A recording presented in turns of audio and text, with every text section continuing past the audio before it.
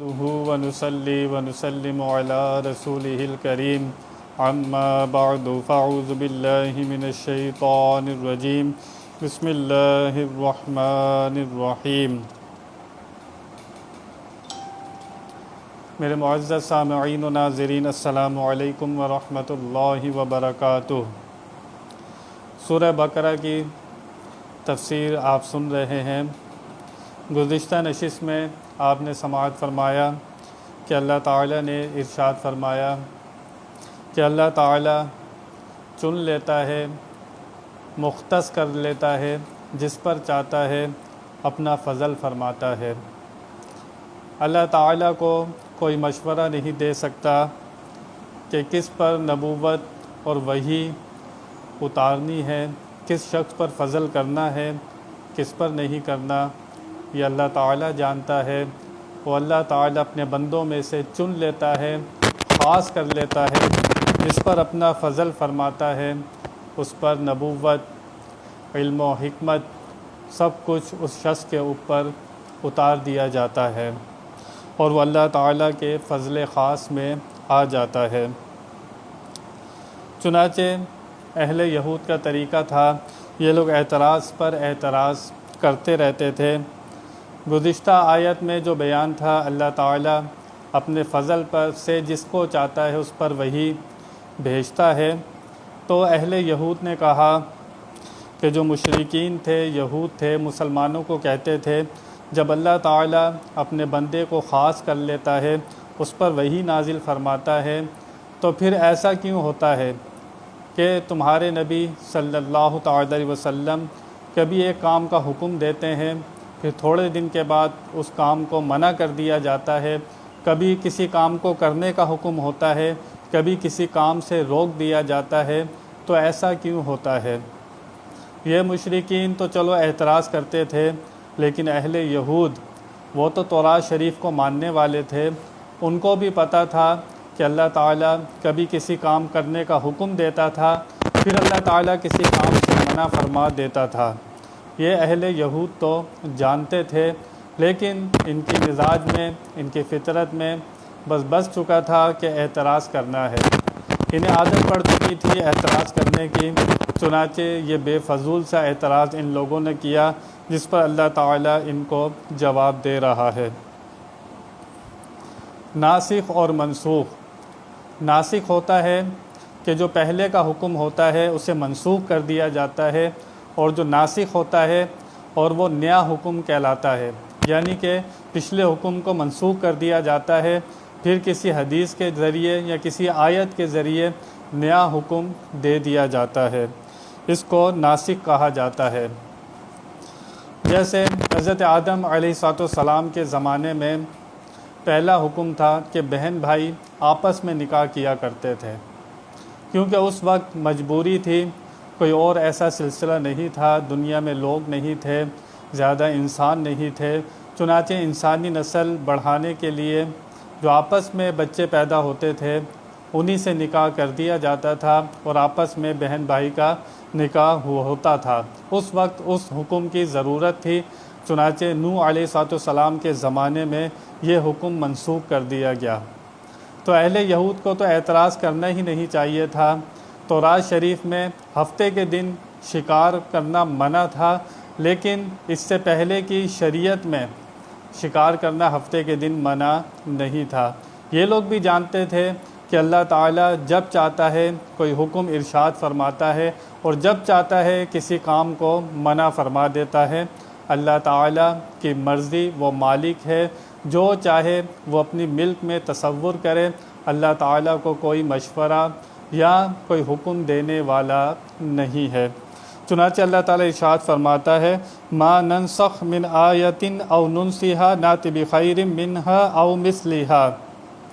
اللہ فرماتا ہے جب ہم منسوخ کر دیتے ہیں، جب ہم منسوخ کرتے ہیں من آیا کوئی آیت، او ننسیہا یا اسے بھلا دیتے ہیں، نات بخیر پھر ہم لے آتے ہیں کہ اس کی جگہ جو حکم منسوخ کیا تھا، جو آیت منسوخ کی تھی، اس کی جگہ اچھی یا اس سے بہتر آیت لے آتے ہیں، منہا یا او مثلہا یا اس کی مثل کوئی آیت لے آتے ہیں۔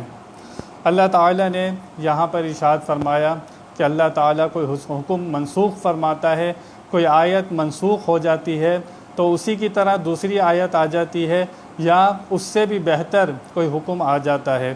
اور ہمیشہ دیکھا گیا جو منسوخ حکم ہوتا ہے، جب ناسخ آتا ہے، دوسرا حکم آتا ہے، وہ منسوخ سے زیادہ آسان ہوتا ہے۔ چنانچہ اس لیے اللہ تعالیٰ کبھی کسی کام کا حکم دیتا ہے اور کبھی کسی کام کو منع فرما دیتا ہے۔ چنانچہ ایک انصاری صحابی رات کے وقت تہجد پڑھ رہے تھے۔ سورہ فاتحہ پڑھنے کے بعد جب سورت کی تلاوت شروع کی تو اس آیت کو بھول گئے۔ وہ سورت بہت دفعہ پڑھنے کی کوشش کی لیکن اس صحابی سے وہ سورت نہیں پڑھی گئی۔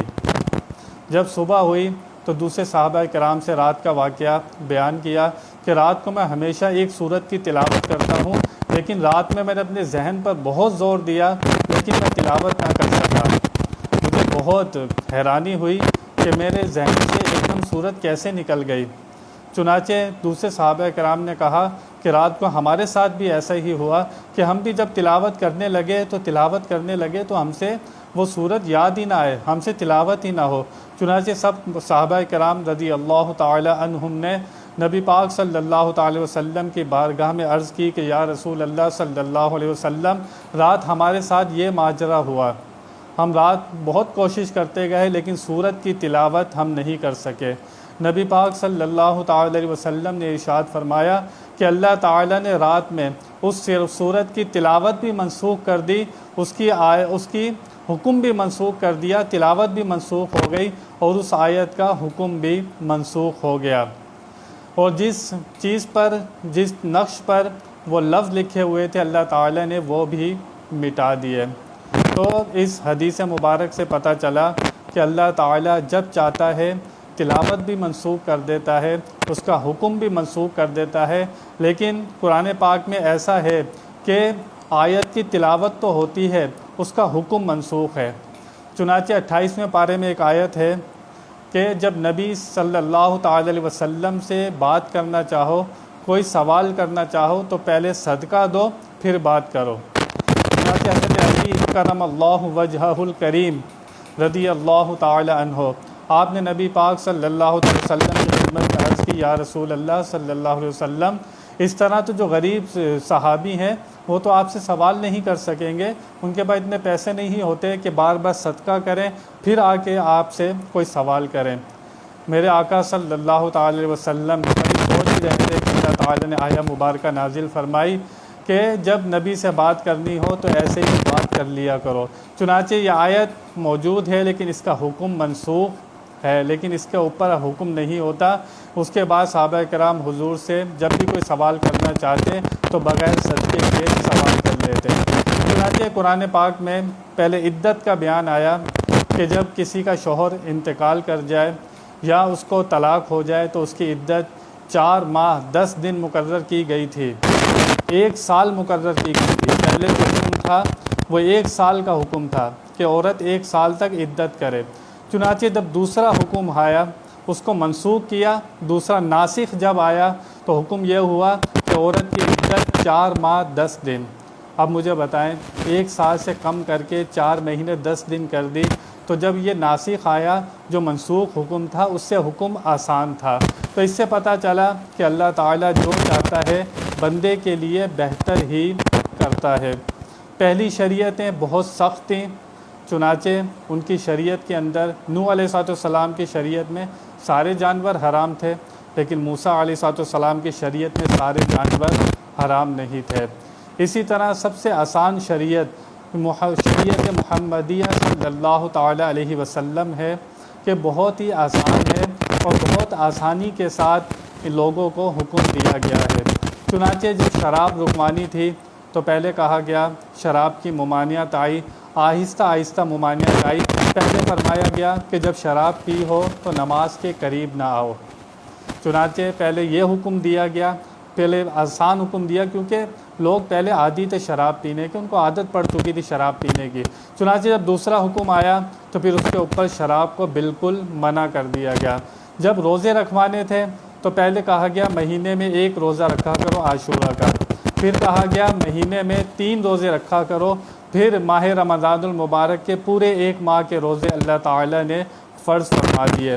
یہ نبی پاک صلی اللہ تعالی وسلم کی شان تھی کہ ایک دم سخت حکم نہیں دیے گئے بلکہ آہستہ آہستہ امت کو، کہ ان کو زیادہ مشقت میں تکلیف میں مبتلا نہ ہو جائیں، آہستہ آہستہ حکم دیے گئے۔ پھر اللہ فرماتا علم تعلم ان اللہ علی کل شیء قدیر، کیا تو جانتا نہیں؟ سوال استفہام میں انکاریہ۔ ہم بھی کہتے ہیں نا کیا تو سن نہیں رہا، کیا تو جانتا نہیں ہے، کیا مطلب کہ تو جانتا ہے کہ ان اللہ علی کل شیء قدیر، اللہ تعالیٰ ہر چاہے پر قادر ہے۔ کہ اللہ تعالیٰ جو چاہے حکم دے، جس کام سے چاہے روک دے، جس کام کا چاہے کرنے کا حکم دے دے، اللہ ہر چاہے پر قادر ہے۔ جب اللہ تعالیٰ ہر چاہے پر قادر ہے تو اللہ تعالیٰ پر کوئی اعتراض نہیں ہو سکتا۔ علم تعلم ان اللہ لہ ملک السماوات والارض، کیا تجھے نہیں پتہ اللہ کے لیے بادشاہی آسمانوں اور زمین کی؟ جب زمین و آسمان کا مالک اللہ تعالیٰ ہے تو پھر کون اعتراض کر سکتا ہے؟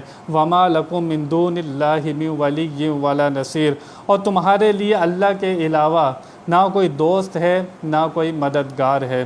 تم اگر اللہ تعالیٰ کی باتیں نہیں مانتے، اللہ تعالیٰ کے حکم نہیں مانتے، تو پھر دھیان رکھنا اللہ کے علاوہ نہ تمہارا کوئی دوست ہے نہ کوئی مددگار ہے۔ قیامت کے دن قبر کے اندر تمہاری کوئی مدد نہیں کرے گا۔ دنیا میں اللہ تعالیٰ کی فرما برداری کر لو گے، اس کے رسولوں کی اطاعت و فرما برداری کر لو گے، ادب تعظیم کے ساتھ، طہارت کے ساتھ، پاکیزگی کے ساتھ زندگی گزار لو گے تو آخرت آسان ہو جائے گی۔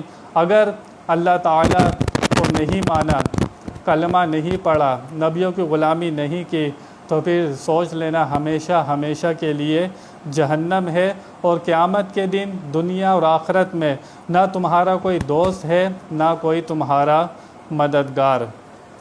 وما لکم من دون اللہ، اللہ کے علاوہ، اللہ کے سوا، یہ من دون اللہ کے الفاظ قرآن میں کئی جگہ آئے ہیں، جگہ جگہ قرآن میں من دون اللہ کے الفاظ موجود ہیں۔ جو بات کرنی ہے آپ سے بہت ضروری ہے کہ آج پرفتن دور کے اندر بہت سے ایسے لوگ موجود ہیں جو من دون اللہ کے الفاظ، جس کا معنی ہے اللہ کے سوا، یہ الفاظ وہ نبی ولی اس سے مراد لیتے ہیں۔ کہتے ہیں من دون اللہ سے مراد کون ہے؟ نبی ہے یا ولی ہے۔ اتنا ظلم کرتے ہیں، اتنی زیادتی کرتے ہیں، امت کو گمراہی میں ڈالتے ہیں، لوگوں کو بہکاتے ہیں کہ لوگ کہیں نبیوں سے مدد نہ مانگ لیں، کہیں ولیوں سے مدد نہ مانگ لیں۔ ان کے اندر بغض ہے، عداوت ہے، وہ لوگوں کو نبیوں کی محبت سے اور نبیوں سے دور کرنا چاہتے ہیں، ولیوں سے، ولیوں کی محبت سے لوگوں کو دور کرنا چاہتے ہیں۔ اس لیے آج کے دور کے اندر انسان کو چاہیے کہ جس شخص کو وہ سن رہا ہے، جس کی تفسیر سن رہا ہے، جس سے حدیث سن رہا ہے، پہلے پوری اس کی جانچ پڑتال کر لے، کیا یہ جو شخص ہے یہ سننے کے قابل بھی ہے یا نہیں ہے، یا اس سے سننے سے میرا ایمان کہیں ضائع نہ ہو جائے۔ حضور نے فرمایا تھا پچھلی امتوں میں 72 فرقے بنے، حضور نے فرمایا میری امت میں 73 فرقے بنیں گے، فرمایا 72 جہنم میں جائیں گے۔ آج لوگ کہتے ہیں فرقے واریت کی بات نہ کرو، پھر اس حدیث کو کہاں لے جاؤ گے؟ حضور خود فرما رہے 72 دوزخ میں جائیں گے، ایک جنت میں جائے گا۔ فرمایا جو میرے اور میرے صحابہ کے طریقے پر ہوگا وہ جنت میں جائے گا، اس کے علاوہ جو میرے اور میرے صحابہ کے طریقے پر نہیں ہوگا وہ 72 فرقے دوزخ میں جانے والے ہیں۔ انسان کو چاہیے کہ پہچانے، دنیا میں آیا ہے، اپنا دماغ استعمال کرتا ہے دنیا کے کاموں کے لیے، جانچ پڑتال کرتا ہے، میں نے کس سے سودا خریدنا ہے، میں نے کون سی تعلیم حاصل کرنی ہے، مجھے نوکری اچھی مل جائے۔ جب وہاں پر دماغ کو یہ چلاتا ہے، استعمال کرتا ہے، تو دین میں دماغ کو کیوں نہیں چلاتا کہ 72 فرقے کون ہیں جو گمراہی کے اندر مبتلا ہیں؟ وہ وہی فرقے ہیں جن کے اندر بغض نبی ہے، جن کے اندر بغض صحابہ ہے، جن کے اندر بغض اہل بیت ہے۔ ایسا شخص آپ کو کوئی بھی مل جائے جس کے اندر اللہ رسول کی اور اللہ کے رسول کے پیاروں کی محبت نہ ہو، تو سمجھ جانا یہ جو جو تعلیم دے رہا ہے یہ گمراہی کی تعلیم دے رہا ہے۔ چنانچہ قرآن میں جگہ جگہ من دون اللہ کے الفاظ موجود ہیں، اس آیت میں بھی یہی الفاظ آئے ہیں، وما لکم من دون اللہ، اللہ کے علاوہ نہ تمہارا کوئی دوست ہے نہ تمہارا کوئی مددگار ہے۔ یہ لوگ جو دوسرے 72 فرقے والے لوگ ہیں اسی آیت کو کوٹ کرتے ہیں اور کہتے ہیں اس سے مراد نبی اور ولی ہیں، اتنا ظلم کرتے ہیں۔ سورہ انبیاء کی آیت نمبر 98 آپ پڑھ کر دیکھیے، اس میں بھی من دون اللہ کے الفاظ آئے ہیں۔ اللہ فرماتا ہے انکم وما تعبدون من دون اللہ حسب جہنم انتم لہا واردون۔ اللہ فرماتا ہے تم اور تمہارے من دون اللہ جن کی تم عبادت کرتے ہو یہ جہنم کا ایندھن ہے۔ اب یہاں پر من دون اللہ سے مراد کون ہے؟ من دون اللہ سے مراد بت ہیں۔ کیا کوئی نبی ولی کو جہنم کا ایندھن کہہ سکتا ہے؟ کوئی نبی ولی کو جہنم کا ایندھن کہے تو اس کا ایمان سلامت نہیں رہتا۔ جو لوگ یہ من دون اللہ کے الفاظ نبیوں پر یا ولیوں پر چسپاں کرتے ہیں وہ لوگ اپنے ایمان کو ضائع کرتے ہیں اور وہ دشمنی رکھتے ہیں نبیوں سے اور اللہ کے ولیوں سے۔ میرا کوئی ذاتی کوئی جھگڑا نہیں ہے کسی سے، لیکن جو ظلم ہو رہا ہے اس معاشرے کے اندر، ایسے ایسے لوگ یوٹیوب چینل پر یا فیس بک پر آ کر یا ویسے ہی مساجد کے اندر آپ دیکھیں گے من دون اللہ سے مراد نبیوں اور ولیوں کو لیتے ہیں۔ اور میں نے آیت آپ کے سامنے 98 سورہ انبیاء کی، کوئی بھی چاہے قرآن پڑھ کر دیکھ سکتا ہے، اس میں لکھا ہے کہ تم اور تمہارے من دون اللہ جہنم کا ایندھن ہو۔ کیا کوئی نبی ولی کو جہنم کا ایندھن بول سکتا ہے یا سوچ سکتا ہے یا تصور کر سکتا ہے؟ جو سوچے گا بھی جو تصور بھی کرے گا کوئی نتیجہ تو نہیں نکلے گا۔ نبیوں ولیوں کی شان میں کوئی فرق نہیں پڑتا، لیکن وہ اپنے لیے جہنم کا انتظام ضرور کر رہا ہے۔ یہ ہیں 72 فرقے والے لوگ جو اس طرح کی حرکتیں کرتے ہیں۔ ہمارے سامنے وہ لوگ موجود ہیں جن کے اندر ایسی چیزیں پائی جاتی ہیں کہ جو آیتیں بتوں کی مذمت میں اتری ہیں وہ اللہ کے ولیوں پر اور اللہ کے نبیوں پر چسپاں کرتے ہیں اور ان کو کہتے ہیں من دون اللہ۔ نبی ولی اللہ کے سوا نہیں ہے، وہ اللہ کے پیارے ہیں، اللہ کے دوست ہوتے ہیں۔ قرآن پاک میں اللہ فرماتا ہے الاخلاء یومئذ بعضهم لبعض عدو الا المتقین۔ اللہ فرماتا ہے قیامت کے دن بڑے گہرے دوست، اخلاء خلیل کی جمع، اللہ فرماتا ہے بڑے گہرے دوست قیامت کے دن ایک دوسرے کے دشمن ہوں گے، لیکن اللہ فرماتا ہے الا المتقین، سوائے متقیوں کے۔ کیا پتہ چلا؟ متقی قیامت کے دن بھی ایک دوسرے کے دوست ہوں گے، جو متقی نہیں ہوں گے وہ ایک دوسرے کے دشمن ہوں گے۔ جب متقی لوگ قیامت کے دن فائدہ پہنچا سکتے ہیں تو نبی ولی قیامت کے دن کیا فائدہ نہیں پہنچا سکتے؟ اور ہم نے کب کہا ہے نبی ولی قیامت کے دن خود سے مدد کریں گے؟ ہم تو کہتے ہیں اللہ تعالیٰ ان کو مدد کرنے کی طاقت عطا فرمائے گا، اللہ تعالیٰ کی اجازت سے وہ لوگوں کی شفاعت کریں گے۔ آپ حدیث میں آپ نہیں پڑھتے کہ حافظ قرآن شفاعت کرے گا، عالم کتنے لوگوں کی شفاعت کرے گا؟ جو آپ کا بچہ 1 مہینے کا 6 مہینے کا چھوٹا بچہ چلے جاتا ہے وہ اللہ کی بارگاہ میں لڑے گا اللہ تعالیٰ سے، یا اللہ میرے ماں باپ کو جنت میں بھیج۔ جب وہ چھوٹا سا بچہ شفاعت کر سکتا ہے، حافظ قرآن شفاعت کر سکتا ہے، عالم شفاعت کر سکتا ہے اور حاجی شفاعت کر سکتا ہے، ایک متقی لوگ ایک دوسرے کی مدد کر سکتے ہیں، تو اپنے ایمان سے بچائیے گا۔ کیا یہ لوگ نبیوں ولیوں سے زیادہ شان رکھتے ہیں؟ نبی کون ہوتا ہے؟ نبی اللہ تعالیٰ کا خاص ہوتا ہے، اور مخلوق میں جو شان نبیوں کی ہے وہ کسی اور کی نہیں ہو سکتی۔ تو جو لوگ من دون اللہ سے مراد نبیوں ولیوں کو لیتے ہیں وہ بہت بڑا ظلم کرتے ہیں اور لوگوں کو گمراہی میں ڈالتے ہیں۔ سننے والے کو چاہیے کہ وہ اپنا دماغ حاضر رکھ کر کس کو سننا ہے۔ کیا میں جس کو سن رہا ہوں، جس سے قرآن کی تفسیر سن رہا ہوں، جس کی بات سن رہا ہوں، وہ اللہ رسول کا، اللہ رسول کے پیاروں کا ادب کرنے والا ہے، ان سے محبت کرنے والا ہے، یا وہ اللہ رسول سے بغض رکھنے والا ہے، یا صحابہ کرام سے بغض رکھنے والا ہے، یا اہل بیت سے بغض رکھنے والا ہے؟ ایسے شخص کو بالکل نہ سنیے۔ ایمان ہاتھ سے چلا گیا تو پھر آخرت میں کوئی خیر نہیں ہے، دنیا تو سب کی ایک جیسی ہے، گزر جائے گی، جو ایمان والے ہیں، جو کافر ہیں، دنیا سب کی برابر چل رہی ہے، لیکن آخرت میں ایسا نہیں ہوگا۔ آخرت میں صرف وہی کامیاب ہوگا جس کے پاس ایمان ہوگا، جس کا ایمان جتنا قوی ہوگا جنت میں اس کو اتنا ہی اعلیٰ مقام ملے گا۔ تو ہمیں چاہیے کہ ہم اپنے ایمان کی حفاظت کریں۔ اس آیہ مبارکہ سے ہمیں صاف اور واضح پتہ چل گیا، ایک بات تو ہمیں یہ پتہ لگی کہ اللہ تعالیٰ جب چاہتا ہے کسی حکم کو منسوخ کر دیتا ہے، اس کی جگہ دوسرا حکم لے آتا ہے۔ یہ اللہ تعالیٰ کی مشیت ہے۔ اللہ تعالیٰ مالک حقیقی ہے، وہ جب چاہے کسی کام کا حکم دے، وہ جب چاہے کسی کام سے روک دے، لیکن جو فرما بردار ہوتے ہیں، جو مطیع ہوتے ہیں، جب مسلمان کا معنی ہی ہے کہ گردن رکھ دینے والا، پھر وہ اللہ تعالیٰ کی کسی بات پر اعتراض نہیں کر سکتا۔ لیکن جو اللہ تعالیٰ کے کاموں پر، اس کی صفات پر کسی طرح بھی اعتراض کرتا ہے، نتیجہ تو کوئی نہیں نکلتا، اس کا ایمان ہاتھ سے چلا جاتا ہے۔ تو پھر اہل یہود جو اعتراض کرتے تھے کہ نبی پاک کسی کام کا حکم دیتے ہیں، بعد میں منع کر دیتے ہیں، تو تورات شریف بھی یہ پڑھتے تھے کتنے کاموں سے اللہ تعالیٰ نے روکا تھا اور کتنے کاموں کو کرنے کا حکم دیا تھا۔ یہ آدم علیہ السلام سے لے کر ہمارے نبی پاک صلی اللہ تعالی وسلم تک یہ سلسلہ چلا آ رہا ہے۔ جب معراج پر حضور اکرم صلی اللہ تعالی وسلم تشریف لے گئے تو اللہ تعالیٰ نے 50 نمازیں فرض کی تھیں۔